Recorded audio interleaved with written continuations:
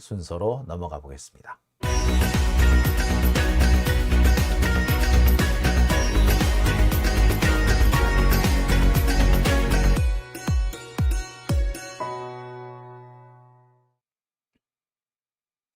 네, 오밤중의 뉴스 함께하고 계신 지금 시각 12시 15분을 지나고 있습니다. 자, 스파리아님, 구라미터. 자, 그러면 제가 오늘 준비한 두 번째 소식을 전해드리겠습니다. 제가 준비한 두 번째 소식은요. 검사 눈치 보는 판사, 대장동 사건에서도 마찬가지. 무죄를 무죄라 말 못하고 입니다. 자, 이 얘기가 무슨 소린고 하니요? 이런 겁니다. 지금까지 이 정치적으로 상당히 민감한 사건에서 판사들이 검사들의 눈치를 보는 경우가 상당히 많았습니다. 이건 상당히 전통적이에요. 그래서 풀로 무죄가 나오는 완벽하게 스트레이트로 무죄가 나와야 될 사건인데 검찰의 체면을 세워주기 위해서 또는 검찰의 눈치를 보기 때문에 엉뚱한 부분에서 갑자기 검찰의 손을 들어주는 경우가 있습니다.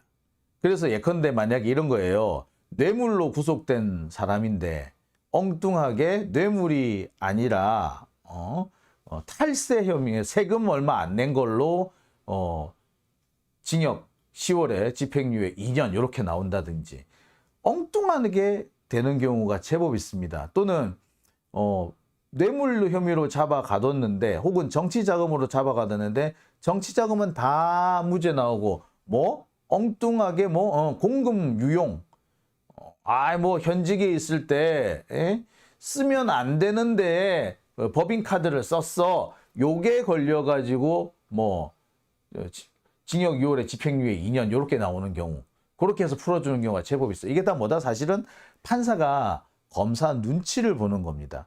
검사가 이렇게 자기가 좀 불리한 상황이다. 사건 자체에서 좀 유죄받기가 어렵다 싶으면 검사들이 되든 안 되든 막 갖다 붙여요. 그러니까 메인되는 주된 사건 외에 부차적인 사건이나 엉뚱한 사건 막 이름 그냥 갖다 붙여가지고 궤변을 부리듯이 억지 부리듯이 기소를 해서 사건을 여러 개 만들어두는 혐의를 여러 개 만드는 경우가 상당히 많습니다.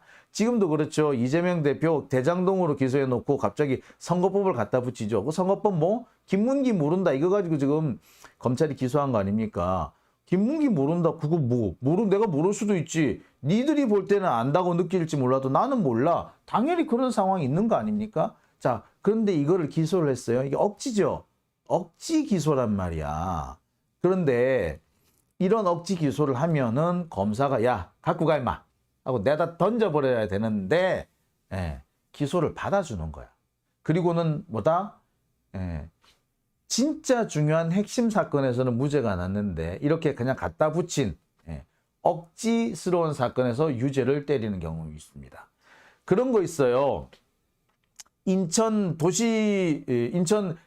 인천경제자유구역청 그 청장이라는 분이 있었는데 이 사람이 몇 억을 받아 먹은 뇌물 혐의로 구속이 됐고 나중에는 이제 기소까지 됐습니다. 그래서 나중에 이제 보석이 돼가지고 불구속 상태에서 재판을 받았는데 이 양반 뇌물 받은 거 다 무죄됐어요. 양복을 2벌인가 받았는데 그 양복 받은 게 유죄가 나왔어. 억대 뇌물을 받았는데 갑자기 그 양복으로 그냥 퉁쳐버린 거죠. 이런 황당한 사례가 있었습니다. 자, 이게 다 판사가 검사의 눈치를 보기 때문에 나오는 현상인데 대장동 사건에서 지금 똑같은 일들이 벌어지고 있습니다. 아직까지 결론은 안 나왔지만 지금 같이 가게 되면은 검찰이 원하는 거는 못 얻었지만 그럼에도 정말 별것 아닌 것 같은 사건에서 유죄가 나올 수도 있겠구나. 예컨대 조국 전 장관 같은 경우에 처음엔 주가 조작으로 문제를 삼았잖아요. 근데 나중에 뭐를 잡습니까? 표창장으로 문제 잡잖아요. 이런 황당한 일이 벌어지지 않겠느냐. 검사의 눈치를 보는 판사라면 이런 일이 벌어지지 않겠느냐라는 생각이 들어요. 도대체 어떤 대목에서 그렇습니까? 그 부분을 제가 설명을 해드리겠습니다. 자, 지금 대장동 사건은 크게 세 덩어리로 나눠져 있다라고 말씀드렸습니다. 그래서 형사 22부가 맡은 사건, 23부가 맡은 사건, 33부가 맡은 사건 이렇게 돼 있는데 간단하게 말하면 그래요. 22부 사건은 본류 사건이라 그래가지고 대장동 일당들이 주로 끼어 있는 사건이 22부 본류 사건이고요. 23부는 정치자금 사건이라고 불리는데 김용, 정진상 이 두 사람이 기소되어 있는 사건이 23부에 가 있습니다. 정치자금 사건 혹은 428억 약정 사건이라고 보시면 되겠고, 배임 사건은 형사 33부 이재명 대표만 기소가 되어 있는 사건이에요. 물론 이 외에 뭐 선거법 사건도 있고, 그 다음에 그 증거인멸 사건도 있고, 뭐 몇 가지가 좀 잘 있습니다만 큰 덩어리로 보면은 요렇게 나눌 수가 있습니다. 자, 그런데 이번에 갑자기 이 사건 배당에 큰 변화가 왔습니다. 형사 23부가 가지고 있던 정진상 실장 사건이 형사 33부로 넘어와 버렸어요. 많은 사람들이 이 부분에 대해서 이해를 잘 못하겠다라고 합니다. 사실 이 전에 있는 이런 배분, 여기는 대장동 일당들 사건, 이거는 김용 정진상 사건, 이거는 이재명 사건 이렇게 해놓은 게 사실 분량상으로는 딱 맞아. 굳이 이렇게 정진상 실장을 형사 33부로 가져가게 되면 형사 33부의 부담이 엄청 커지게 됩니다. 그리고 이 형사 23부는 갑자기 부담이 엄청 가벼워지면서 조만간 이 김용 부원장에 대한 재판을 마무리 지을 수도 있는 상황이 됐어요. 원래는 김용, 정진상 같이 끝나는 상황이었는데, 정진상은 형사 33부로 가면서 무한정 길어질 수밖에 없게 됐어요. 이게 아마 내년은 돼야지, 내년 총선 전에는 결론 안 나올 거예요. 총선 전에 결론 안 나옵니다. 김용은 올해 연말이면 다 나올 거예요. 자, 이렇게 바꿔놔 버렸어. 왜 그랬죠? 아니, 재판의 분량으로 치자면 23부가 이렇게 정진상 실장 사건을 갖고 가는 게 맞는데 왜 이렇게 만들어놨죠? 이 분류도 참 재밌는 것이, 이거는 대장동 일당 사건, 여기는 김용 정진상 사건, 그러니까 428억 사건인 거예요. 그러니까 유동규로부터 돈을 받았다 안 받았다, 유동규로부터 정치자금, 뇌물, 그다음에 428억 요거를 받았다 안 받았다만 결정하면 되는 거고, 이 부분은 뭐냐면 이재명 대표가 대장동 이 개발을 하면서 업자들한테 이익을 너무 많이 줬다라는 배임 사건이에요. 성격 자체가 다른 사건이죠. 그런데 갑자기 김용이 열로 넘어와 버렸다? 이게 뭔가 심상치 않은 조짐인 거죠. 왜 이런 조짐이 생겼죠? 원래대로 하자면 정진상 실장도 올해 안에 결론이 날 수밖에 없었어. 제가 볼 때는 김용, 정진상 둘 다 무죄가 나올 가능성이 상당히 높았습니다. 왜? 김용, 정진상의 기소 이 바탕이 된 거는 오로지 유동규의 진술입니다. 유동규가 줬다라고 말한 것이 거의 유일한 증거이고, 유동규가 좋다 하더라, 그 말을 들은 적 있어 라는 남욱과 그 정민용의 진술이 있는 거였습니다. 요거를 기반으로 해가지고 공소를 제기를 했는데, 문제는 이 유동규의 진술이 지금 가차없이 너무 볼 거 없이 흔들리고 있잖아요. 그러니까 김용, 정진상 당연히 무죄가 나올 수밖에 없습니다. 가장 핵심적인 진술이 흔들리는데 이거 어떻게 계속 진행을 할 거예요? 게다가 핵심적인 진술인인 유동규가 흔들리더라도 남욱, 정민용 혹은 정영학 이런 사람들이 안 흔들리면 또 얘기가 또 틀려져. 그래서 맨 처음에 검찰에서 한 그 진술을 믿을 수 있다라고 해서 그걸 증거 채택해서 재판을 할 수가 있어. 근데 남욱, 정민용, 정영학의 진술도 계속 오락가락 한다고. 유동규만큼 크지는 않으나 계속 흔들리는 모습을 지울 수가 없습니다. 결정적으로 누구? 김만배. 김만배가 검찰의 이 진술에 전혀 협조를 안 해주고 있죠. 언론들은 마치 김만배가 엄청 지금 진술이 왔다 갔다 하는 것처럼 얘기하지만 김만배가 진술이 왔다 갔다 하는 부분은 어디 부분? 아직까지 기소가 전혀 되지 않고 그렇지만 김만배 지가 쓴 돈, 요 부분에 대해서 왔다 갔다 하는 거예요. 이미 기소가 된 부분에 대해서는 왔다 갔다 안 해. 아니면 아니다, 맞으면 맞다 확실하게 얘기를 해요. 어느 부분에 대해서 얘기한다? 예, 아직 기소되지 않은 부분, 검찰이 아직 밝혀내지 못한 부분, 이 부분에 대해서 물어보면 갑자기 말이 막 틀려져. 그리고 오락가락하기 시작하는 거예요. 그런 겁니다. 자, 근데 이거를 잘 보고 판단을 내려야지. 자, 마치 김만배가 대놓고 거짓말만 하는 것처럼 얘기하는데 제가 현장에서 본 바로는 그래요. 거짓말의 양이라든지 혹은 이 진술의 이 흔들리는 수준이라든지 또는 앞뒤가 안 맞는 거는 유동규 따라갈 자가 없어요. 유동규가 100이면 김만배는 한 30밖에 안 돼. 여튼 그래서 이 김용, 정진상 모두가 사실은 무죄의 가능성이 매우 높았습니다. 그런데 갑자기 정진상이 일로 쑥 가버렸어. 이러면서 상당히 이 복잡해지게 됐습니다. 자, 어떻게 복잡해지느냐.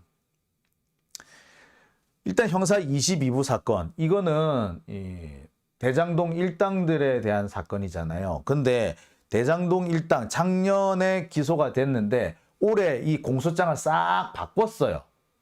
그리고 이 공소장의 내용은 형사 23부에서 다루고 있는 그 사건들하고 대단히 겹칩니다. 따라서 형사 23부에서 나오는 사건들을 결과를 봐야지 22부에서 결론을 내릴 수 있어. 아주 뒤로 미뤄지겠죠.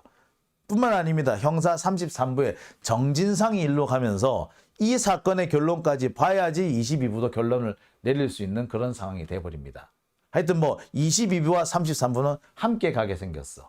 그런데 이 형사 33부가 가지고 있는 이 사건은 이제 시작입니다.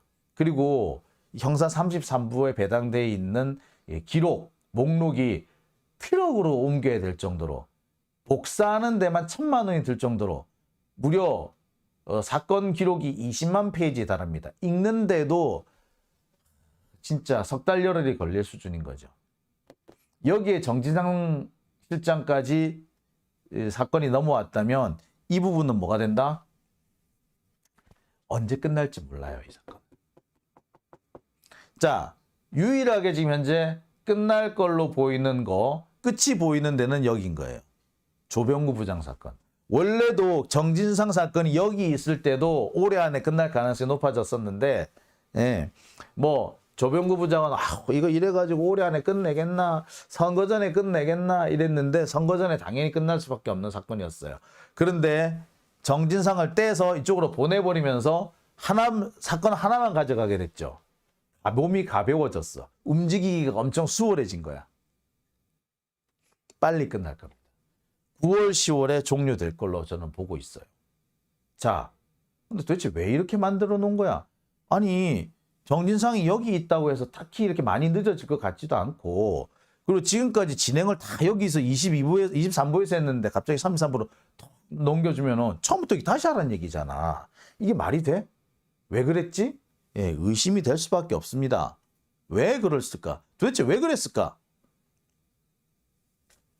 이와 관련해서 정진상 실장 측 변호인은 벼락을 맞았다, 날벼락을 맞았다라고 지금 되게 분개하고 있습니다. 제가 보기에도 날벼락 맞았다라는 표현이 맞는 것 같아. 근데 왜 이런 식의 날벼락을 내릴 수밖에 없었느냐? 자, 여기에 사실 판사들의 꼼수가 숨어 있다라고 보셔도 될 것 같아요. 왜? 제가 볼 때는 그렇습니다. 지금 조병구 부장 23부에서 빨리 끝낼 수 있는 사건과 빨리 끝낼 수 없는 사건으로 구분한 것 같아요. 그러니까 이렇습니다. 대장동 사건 관련 재판부, 3개 재판부가 모여가지고 협의를 했대요. 그래서 사건을 이렇게 배분을 했다라는 거야. 즉 뭘 말하느냐? 이 담당 재판부들이 모여 앉아가지고 사건을 어떻게 진행을 합시다. 이 사건은 어떤 사건이 됐으니까 이렇게 끌고 가는 게 맞겠네요 라고 자기들끼리 합의를 봤다는 거야. 그 합의가 뭐냐? 제가 볼 때는 그렇습니다. 이 사건, 빨리 끝낼 수 있는 사건은 최대한 빨리 끝내버리고, 그런데 오래 끌어야 될 사건은 최대한 오래 끌자. 빨리 끝날 거 한두 개 정도는 빨리 끝을 내버리고 그 밖의 사건은 최대한 오래 끌어야 된다. 윤석열 정권이 끝날 때까지, 적어도 내년 총선이 어느 정도 마무리될 때까지는 절대 끝나서는 안 된다라고 생각한 것 같아요. 그래서 가장 빨리 진행할 수 있는 사건부터 23부에 몰아주기로 한 거야. 그래서 그 외에 빨리 끝날 수가 없는 부분은 33부로 땡겨버린다든지 다른 부서로 보내려고 한 겁니다. 왜 이런 짓을 했느냐? 아니, 정진상 것도 빨리 끝날 거 있잖아. 근데 왜 정진상 거는 이렇게 33부로 보낸 거지? 예. 정진상하고 김용이 같이 결론이 나버리면요, 사실상 대장동 사건 전체의 결론이 같이 납니다. 김용, 정진상이 무슨 혐의로 왔어요? 네. 유동규로부터 돈을 받았다라는 혐의잖아요. 이 돈을 받은 게 뭐, 떡값 얼마 받았다. 그 다음에 뇌물 얼마 받았다. 그 다음에 정치자금 얼마를 받았다. 그 다음에 또 뭐, 대선 경선 자금을 받았다. 그 다음에 또 뭐, 428억. 요거 이렇게 크게 5가지 정도가 되는데, 자, 이게 둘 다, 이 혐의가 김용, 정진상 둘 다 이렇게 약간 공유가 되는 부분이 있어요. 겹치는 부분이 있단 말이에요. 자, 근데 요게 다 무죄가 나버린다든지, 여기 일부가 유죄가 난다든지 하면은 이와 연관돼 있는 22부 사건이나 33부 사건도 그렇게 결론을 낼 수밖에 없는 상황인 거예요. 왜? 사실 조병구 부장이, 23부 조병구 부장이, 나름 실세예요. 예. 그런 거예요. 자, 그러니까 23부에서 갖고 있는 사건 중에 끝낼 수 있는 건 빨리 끝내되, 예. 하나는 이 33부에서 가져가가지고 끌 수 있는 건 최대한 끌게끔, 그리고 23부 재판이 끝났다고 해서 나머지 사건이 결론이 한꺼번에 나지 않는 상황으로 만들어야 되는 거예요. 김용, 정진상이 한꺼번에 무죄가 나든지 아니면 뭐 한꺼번에 일부 유죄가 난다든지 결론이 나버리면 22부, 33부도 거의 같은 결론이 나버리게 될 테니 요거를 막자. 여전히 진행되는 과정을 그대로 두자는 거죠. 그러니까 사실 23부가 대장동 사건의 키를 쥐고 있었던 거죠. 근데 이 키를 2개 쪼개가지고 하나를 33부에 넘겨져 버린 거예요. 그래서 33부 니들은 좀 오래 끌어. 나는 이걸로 빨리 끝내버리고 난 나갈게. 라고 한 겁니다. 만약에 다시 필요하면은, 정 힘들면은 나중에 다시 나한테 떼주면 되지 뭐. 요런 식으로 돌리는 거예요, 사실은. 예, 뭐 다시 돌아갈지는 모르겠으나, 뭐 대충 말이 그렇다는 거죠. 네, 요런 상황인 겁니다. 예. 뭐 예를 든 게 딱 좋죠. 대장동 사건 이 재판의 키를 쥐고 있는 게 형사 23부 조병구 부장이었는데, 조병구 부장이 이 키를 가지고 문을 확 열어버리려니 부담스러운 거야. 그래서 어떻게 키를 반으로 쪼개가지고 하나는 내가 계속 갖고 있을 테니인데 나머지는 33부 네가 갖고 있고 이거는 최대한 오래 끌어. 이렇게 해버리는 겁니다. 왜? 이유는 간단해요. 이게 유죄가 나올 것 같았으면 이렇게 할 이유가 없어. 무죄가 나올 가능성이 크기 때문에 그런 겁니다. 왜? 유동규 때문에. 아니, 거의 유일한 증거가 유동규인데 유동규 말이 자꾸 흔들리잖아요. 그러면은 이거 여기 상태에서 유죄 낼 수가 없어요. 근데 김용, 전진상이 모두 동반으로 무죄가 될 경우에는요, 이재명 대표의 혐의도 상당 부분 무죄가 돼버립니다. 왜? 배임이잖아. 왜 배임인데? 지 부하들, 지와 가까운 측근들, 얘들한테 이익을 주려고 그래서 대장동 업자들한테도 크게 이익을 줬다. 이런 식으로 지금 혐의를 구성해 놨는데, 김용, 정진상이 무죄야 이래버리면, 야, 배임 아니잖아, 그럼 결국. 이렇게 돼버리는 거예요. 김용, 정진상 이분들의 혐의가 아까도 말씀드렸듯이 428억 약정, 대선 경선 자금, 시정 재선 자금, 기타 떡값 등 뇌물 사건, 이렇게 5가지 정도인데, 이 중에서 이재명 대표와 직접 연관되는 거는 사실 428억입니다. 그런데 428억하고 이 대선 경선 자금인데 요 두 가지도 지금으로서는 무죄가 낼 가능성이 되게 높아져요. 그런데 이게 무죄가 나와버리면 이재명 대표도 사실 되게 가벼워지게 되는 겁니다. 그리고 이렇게 돼버리면 형사 22부 사건도 상당히 변동이 생길 수밖에 없죠. 그런데 아까도 말했듯이 김용 지금 가장 이 사건에서 가장 핵심적인 증인이 유동규입니다.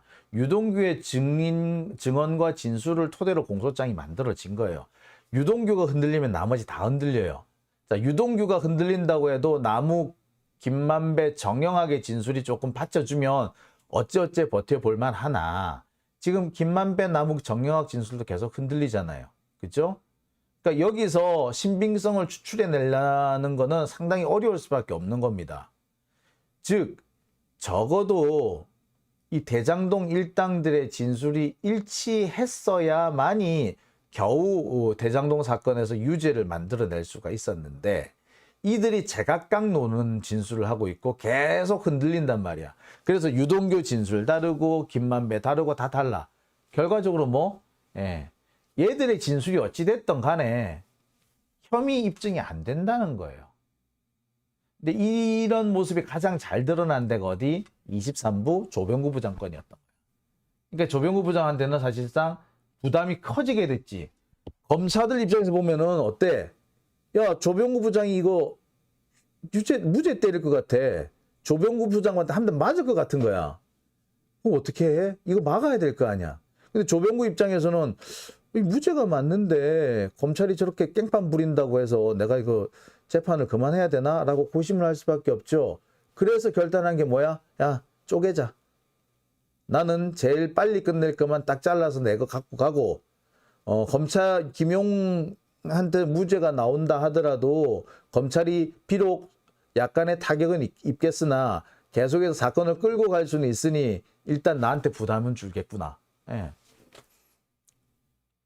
이걸 달리 말하면 뭡니까? 검찰의 눈치를 보고 있는 거지.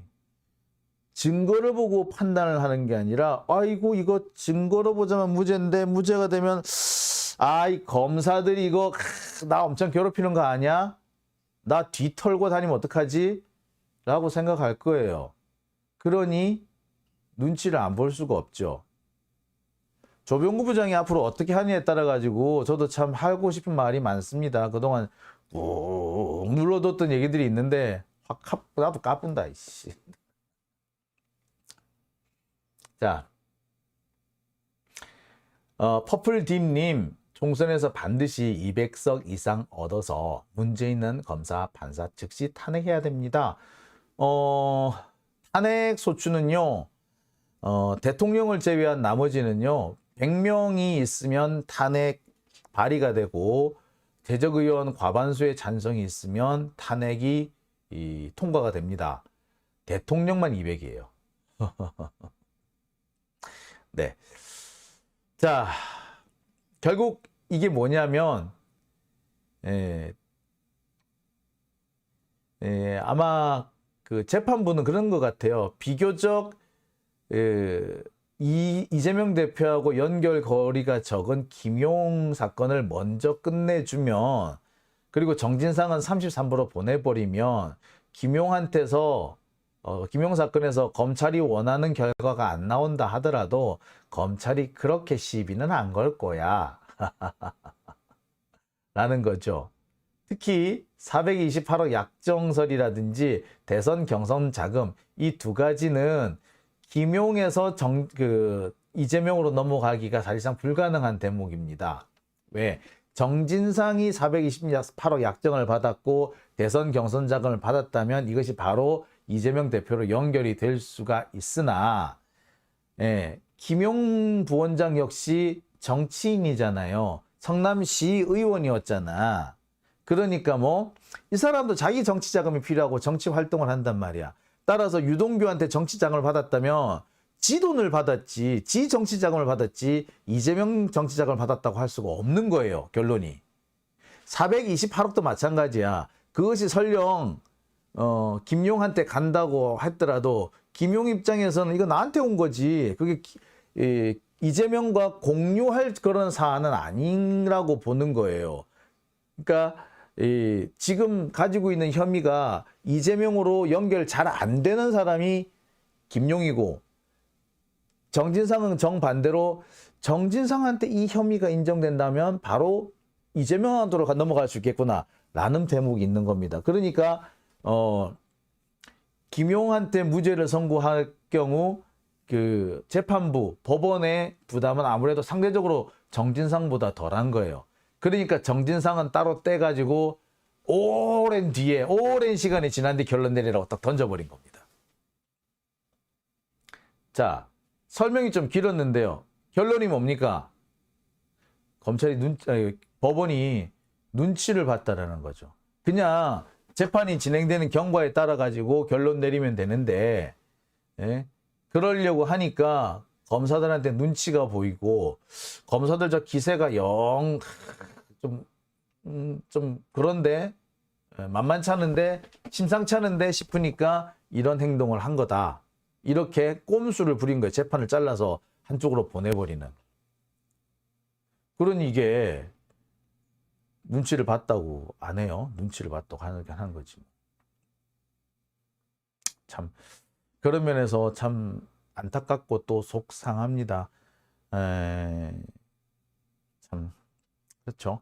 근데 한 가지 제가 그래도 위안으로 삼을 수 있는 게 뭐냐면 전체적으로 보아 무죄의 가능성이 사실상 현재로서는 매우 높습니다. 왜? 아까도 얘기했듯이 유동규 때문에. 아니, 유동규와 남욱과 김만배 얘들의 진술이 다 제각각 놀기 때문에. 적어도 이 사람 중에 한 서너 명 정도는 진술이 일치해야 되는데 일치 안 하는 부분이 너무 많아. 그러니까 사실 이걸 가지고 유죄로 하기는 어렵습니다. 그러니까 이 조병구 부장 입장에서는 다른 재판부랑 같이 부담을 나눠집시다. 내가 이거 무죄를 때려주려니까 너무 힘들어요. 부담 좀 나눠지면, 내 짐을 나눠지면 안 될까요? 라고 해서 넘겨준 거예요. 정진상 부원장의 재판은 사실상 다 끝내놓고 넘긴 거예요. 결론만 내려주면 되는 정도로 다 끝내놓고 넘겨버렸어. 그런데 결론만 이재명하고 같이 날 건데 이재명은 이제 재판이 시작이야. 이게 언제 끝날지 몰라. 그러니까 유죄였으면 이렇게 할 이유가 없죠. 그냥 바로 끝내버렸지. 검찰한테 훨씬 좋은 거기 때문에 오히려 선거 때 딱 맞춰서 결론이 날 수도 있었어요.